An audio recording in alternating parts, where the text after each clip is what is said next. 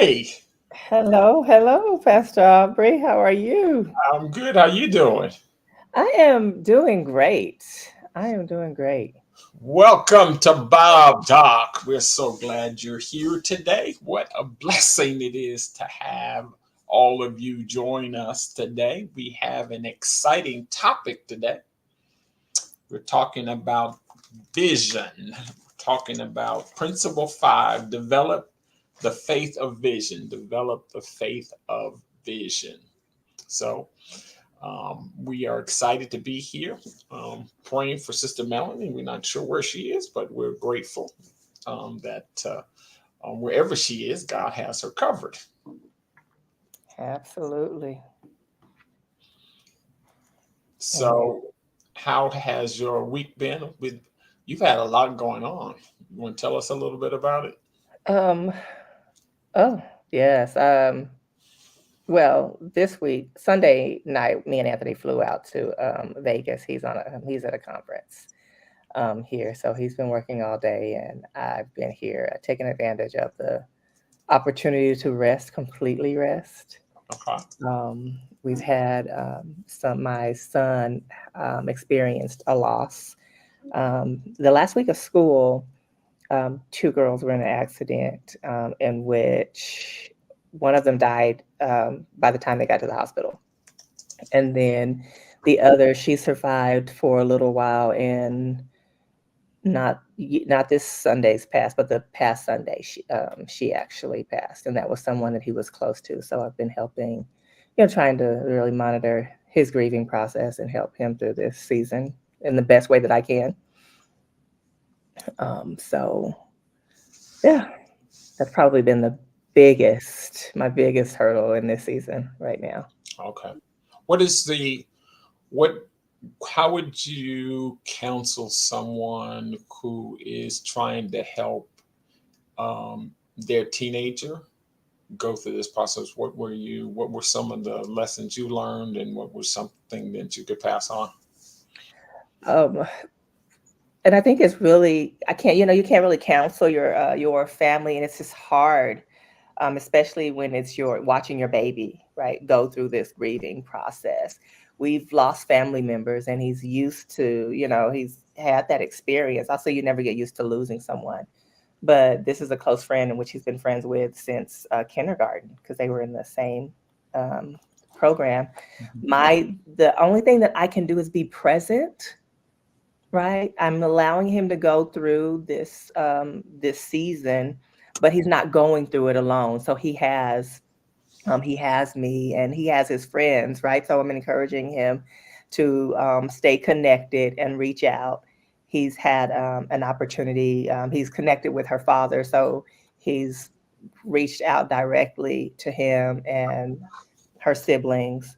And then one of the things I think that's the most important thing is to think about the memories that bring smiles and laughter to you in the season. And so one of the things that I think keeps him encouraged, and he came to me, he was like, Mom, I guess it was the week before or the week of, they hadn't talked in a while and he ran into her in the hallway. And he said, I saw her and I gave her a big hug. He's like, Mom, I squeezed her really tight. And he remembered that while she was in the hospital. That was Okay. one of the things that he was like, Mom, and I told her I loved her. I was like, I love you and I miss you, little sis. We need to hang out. Okay. So they had planned on hanging out that weekend, Okay. but he is happy about the fact that while she was here, he had an opportunity Yeah, to okay. hug her, to tell her he loved her, and because they hadn't hung out in a while, to tell her that he missed hanging out. So he let her know that she was valuable in his life. And so I would just encourage, parents, anyone who's encouraging someone who has gone through a loss to look at those moments. And not only that, create those moments Okay.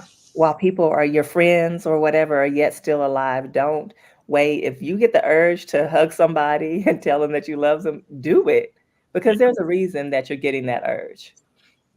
that is good. That's good. And you I love the way that you did that because it really wasn't.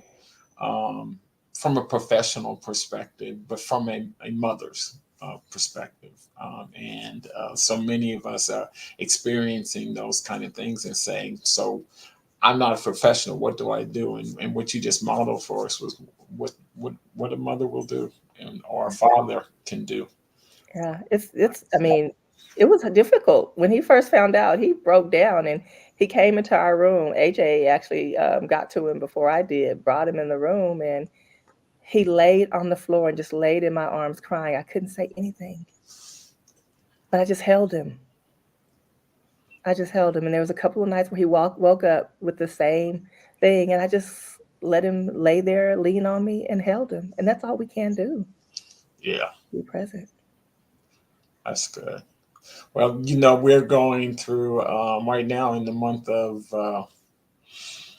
June. We're doing our anniversary, 20th year anniversary, and so it is.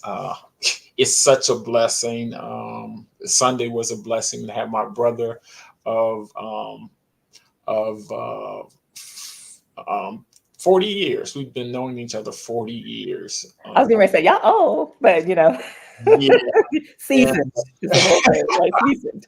yes, and to celebrate with him, and we think about the 40 years and all the challenges we've experienced, and the people who have gone on, who we've been connected with, and just the growth he's celebrating. He'll be celebrating 44 years this month of pastoring, and so I've been pastoring about half the amount of time that he has, but he's been such a great influence and encouragement to me, and insight. The message on Sunday was, I think, right on time. I think it fits into even what we're going to be talking about today, which is the principle 5, developing the faith of vision. So, so thank you for sharing, and let's jump into this. Let's jump into this. Uh, Absolutely. Well, before we go, right? So one thing that I said is don't hesitate to tell people how you feel. Jonathan posted, he said, "Love you, Dad. Love mhm. you, Katrina. We love you too, Jonathan. And it's good to be back here with you." So I didn't want to for us to move forward without I mean, acknowledging. yeah, yeah. He's been dealing with some health challenges, but we're grateful that he's pretty faithful with Bob Talk, and so want to just begin with this statement that just have some comments on, and it just says, sight is a function of the eyes, while vision is a function of the heart. Sight is a function of the eyes, while vision is a function of the heart. Why don't you explain or expound upon what Miles Monroe meant by that? Well, so in listening to him, and then my understanding of what this is we can like sight is laying our eyes on what we can see, what is before us. I'm looking at you here on the screen. I'm looking at the words that are typed. I can see those things visibly, while vision is a function of the heart. And when you think about vision, I could just use Bob Talk, Pastor Aubrey, as an example, where we didn't know how far it would go, who it would touch, but what you knew when you had the vision for Bob Talk is that we would walk along people in the seasons that they were in. And that was a vision. And that vision started in 2020 and it's grown. And so we had the opportunity to walk alongside people in difficult seasons in their lives. And with vision, you're able to do that with just one idea, right? And so you may not see it, you may not know how it's going to happen, but vision is something that you know and you feel in your heart. It's meant to take place and it will take place. So vision sees things that have yet to happen, but you feel and you know that in your heart they're going to happen. So I don't know. Yeah. That's good. No, that was really good. And he goes on to say that the ability to see things as they are, while vision is the ability to see things as they would or should be. And so it's the difference between reality, physical reality and spiritual reality. Oh, yeah. And sometimes we try, I believe as believers, we believe that they're equal. So what I see is real, but what I envision is real too. Um, and they're both real, and so we operate as if they both are concrete. They're fact. Um, so if I see it, I see the reality. I understand that there's some things that are in front of me, and he talks about the way that you see it. I see the challenge, but I don't just see the challenge. I also see the opportunity. Yeah. I think in terms of, even if we use Bob Talk, is that um, when we first started, I didn't know anything about live streaming. And if Me we neither one of us knew, we didn't know how this was going to work. I just had a vision that we would, expand and people would come and join us. And I didn't know I don't even know if we really had a topic. We just sort of put some stuff together and started. But the platform, when you think about it, I saw it real, but I didn't understand all of the details. Right. It was, and you used the word concrete, and so I was trying to connect that, but it was concrete in your heart. You knew that it was necessary, right? Because I think a part of vision is purpose. Like that's a huge part, right? And so knowing that something is necessary and it's a part of what God has called you to. Yeah. Right. So, and you're right. This was actually concrete in your heart. We knew that it was necessary, and we witnessed it helped so many different people in heavy seasons. I mean, it got us through the pandemic. Yeah. What what's um I think he uses the example of Helen Keller, Yes. who lost her sight and ability to hear, and she was asked the question, what's the what was the question? I think it was a difference between someone who has vision, like who can see, and who has vision. I think she was asked that question, if I'm not mistaken. Yeah, I think the way she says, what's worse than being blind is having sight without vision. Without vision. Yep. That was it. And so she said, you can have sight, but have no vision. In other words, all you can see is what's there. And he talks about depression being there as a result of not having vision, that you can't see past your current circumstance, you can't see past your current um, environment, culture, and you don't have vision for anything past what you see. Right. It to me I'm reminded of like when someone is in the middle of the storm, right? And when you're in the middle of the storm, just like right now, my son is in the middle of one of his storms, but he is a person who has hope, right? And so, and what she identified in her comment is it's someone who I can only see what's in front of me. And when you get stuck seeing what's only in front of you, when you go through, it's going to be hard for you to come out of that space without any vision and without any hope of seeing that you can get to the other side. So, Look at this. It says, we must never let our eyes see determine what our hearts believe. We must never let what our eyes see determine what our hearts believe. Embracing that and thinking about that and considering, what is it that I believe in my heart, but I have difficulty seeing. And I think every vision that I've had, or every vision that I've been given, um, it's been hard to see. In fact, we say it this way: I'm finding it hard to believe that. is ever going to take place. Ooh, I said it. I said it about my practice, about going into business. I was like, this is bigger than me. I don't know how this is gonna happen. Yeah. Right. And but the truth of the matter is it's bigger than us too. I love look Jonathan here, he's chiming in again with this Bob talk for an hour.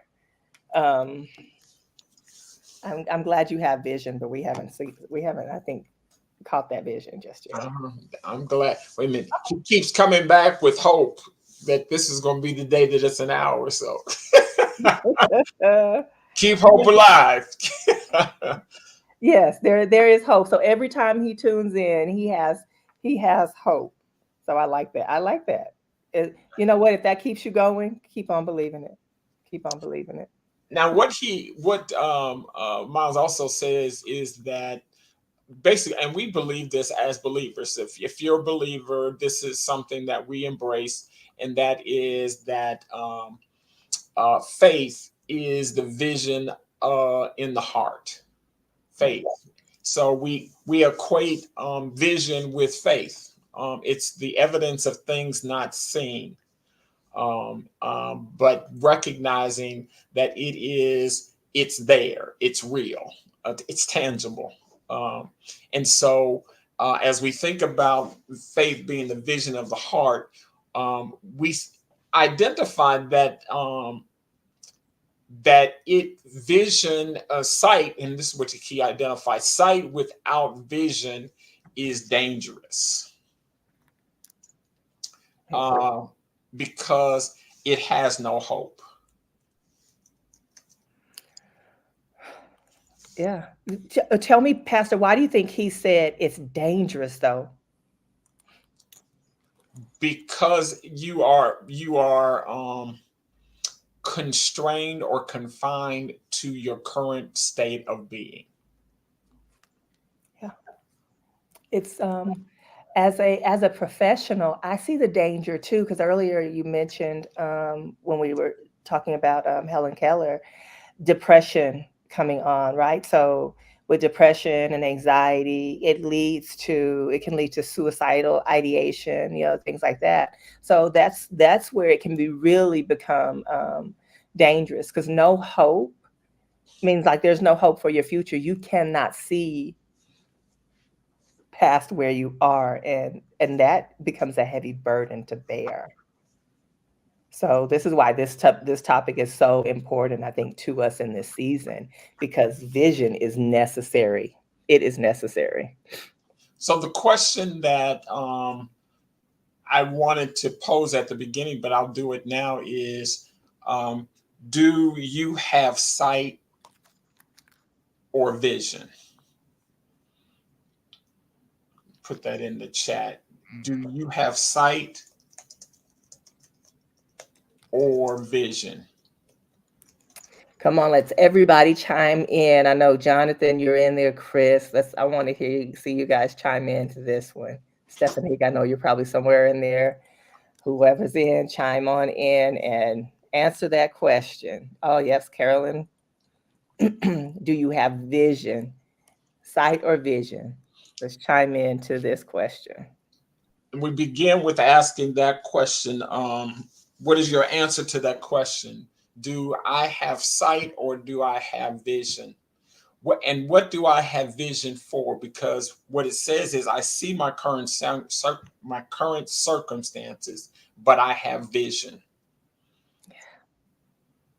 Repeat that again, Pastor, right there. I see my current circumstances, but I have vision. So, you guys, I want him to repeat that because even if your current circumstances you might be broke and you don't know how you're going to pay your bills, or it's you're sick right now, whatever it is, your current circumstances says this is where I am, but I have vision that I'm going to be healed. I have vision that I will be able to provide for my bills and then have to look forward to next month's bills. I have vision. So your current circumstances may not be exactly what you think they are, but or may not be where you want them to be, but you have a vision and a hope that they're going to be better, even if it's just that small. Do you have sight or vision? Yeah. Now the visions, and here's the key of our understanding that visions in our hearts are greater than our environments. That part.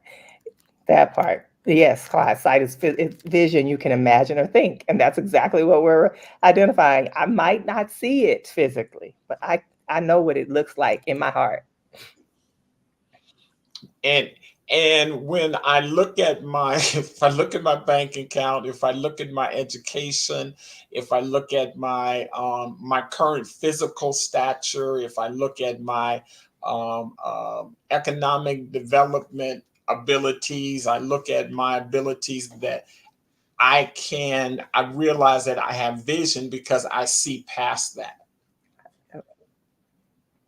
Yeah. It's um, greater than your current environment, your current state. yeah. And the other, as you think about that, and ponder that, do I really have vision? um I think it was funny because the prayer line went from 5 days to 7 days. And I had vision that, um as we began, it was like, okay, can we do this? And we started where we were. And we began to, and it started, and then it kept going, and kept getting vision, and then we went from 7 days every morning to 3 days a week. I mean, to 3 times a day. And then it became this place of gathering. It became almost its own entity where people were being healed and transformed as a result of this ability to connect on a regular basis. And uh, and so as we think about of that, it started with just the vision of praying together daily. And it's grown, and seeing people healed. And I think about the vision my mother had for First New Life being a house of prayer. And it grew from her vision of being a house of prayer. So God gave us vision so we could not have to live by what we see. Yeah. Yeah. um That part. yes. And it became a house of prayer. I mean, yeah. We had the prayer center 24. And so um and that says that, am I living by what I see or what I envision? Mm. That's a pretty good question. Am I living by what I see right before me, or but what I by what I envision? I think that also goes with Clyde, and I know he had to go, but he said everyone can see a thing, but few can visualize what to do with that thing. Yeah. Right? That goes with that question. Like, am I living by what I see or what I can envision? So I envision something. I know it's going to happen. I know I'm supposed to do it, but what do I do with it? How do I get there? Yeah. Yeah. Now, the next thing that impacted me as I was reading was the ability to have ideas. Mhm. He talks about thought, and um, I recently started an idea log because I was getting all of these ideas about things. I would wake up in the morning with these ideas, and I was like, what do I do with them? Because it's sort of like you're afraid you're going to lose them. Mhm. And so I started an idea log, and all I do is I write down the idea, as much detail as I have about the idea, and I'm waiting for the opportunity to actually speak them out. Because what he identified is the that ideas are important, are the most important, and then the words are the power. Right. Speaking it. Right. So he said, so the two things are happening. So your idea is important. So ideas that you have are important. Don't lose them. Those most important things, idea. He identified that God created, and when we talk about Genesis, that he thought and then he spoke. So, yeah. He had an idea and then he spoke. So when we think about and identify what's the ideal, what is the ideal that you have, how you see things, and he uses an example of a guy who was in India, and they were looking at the folks in India, and they were on the streets with no shoes. He said they were barefoot and they were poor and laying on cardboard boxes. And one of the guys said, "Look at all these poor people." He said, "Look at all these poor people. These people with no shoes. None of them have shoes." They said they have no shoes. They're poor and look at them. They're poor and they don't have. And he looked. He was looking at this situation from the eyes of the reality that they didn't. But the other guy said he got out and started writing, and I started identifying how can I send shoes? Yeah. How, Well, and how can I? He said I see feet that need shoes. that part I was getting ready to say. So he saw opportunity, whereas the other person saw a problem, right? And I think that's what, and even with what you're saying, Jonathan, too, it's identifying instead of focusing on the problem, what are the opportunities to address and fix and change that problem, Yeah, right? It's if you see it, then God has placed it within you to be able to come up with an idea to change it,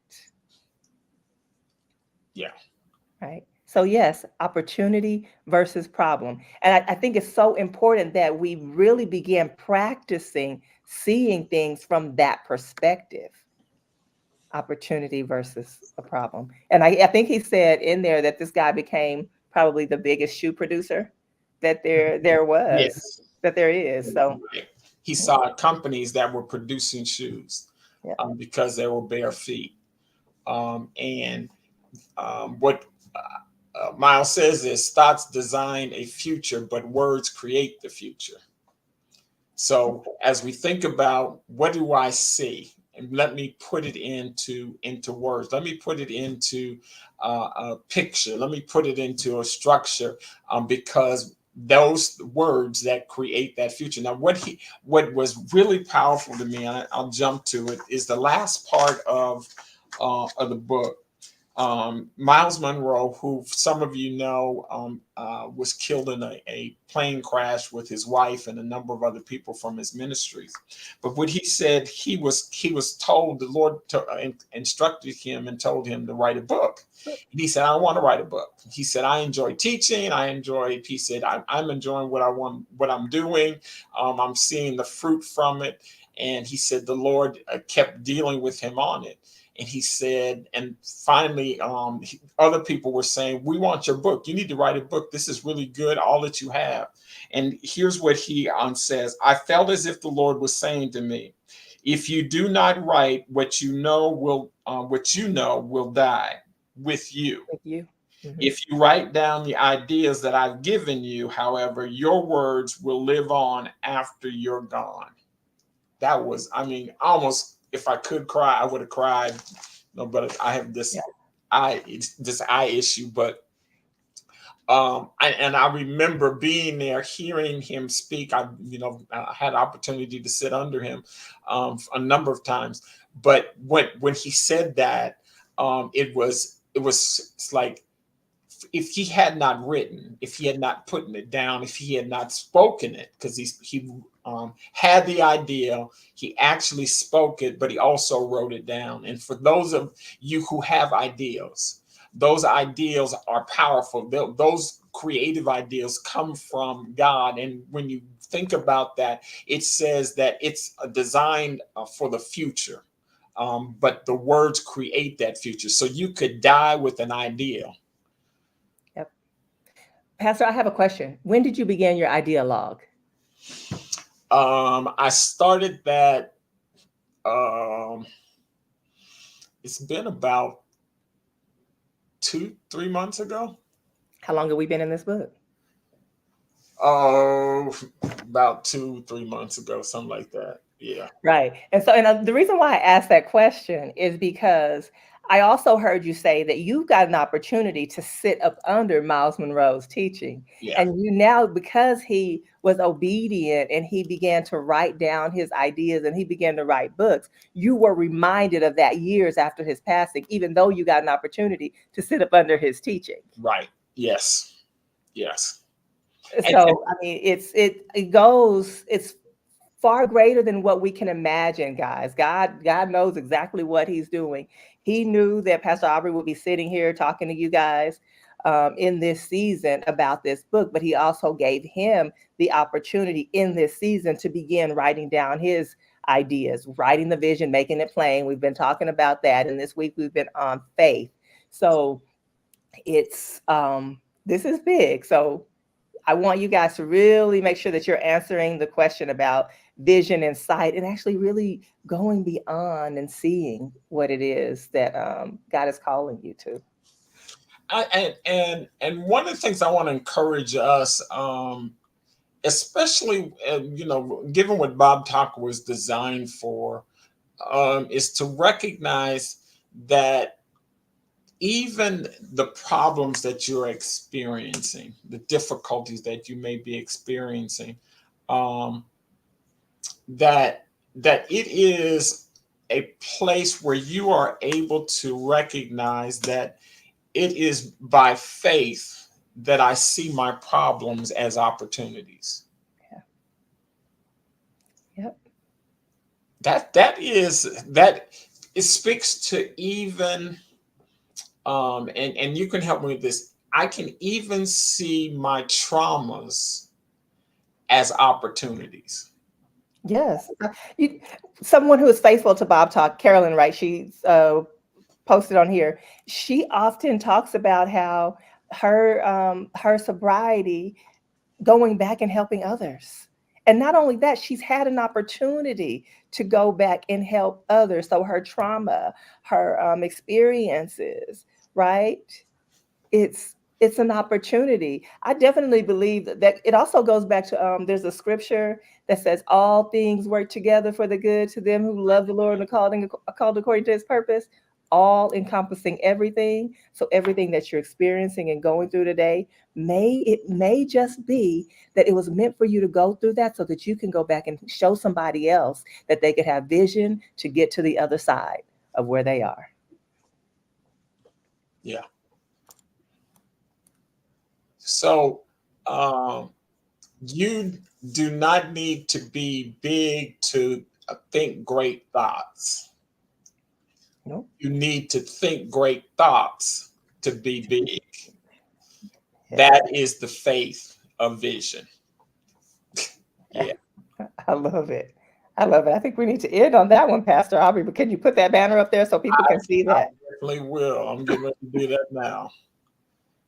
Because there are some who are thinking that your situation or your circumstance, um, is not, I'm not big enough, I'm not well known enough, but it says you don't need to be big to think great thoughts. You need to think great thoughts to become big. I'm big. And I That just got, is the vision.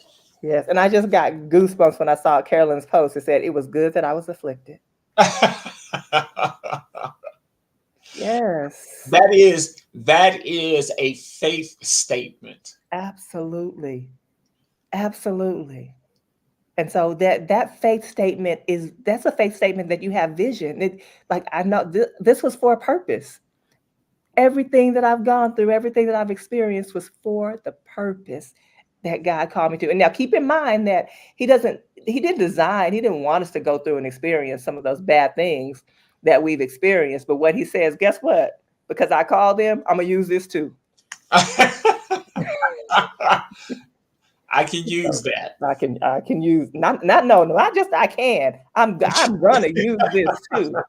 So y'all better get with the vision, get with the plan, and just move forward with what God is calling you to.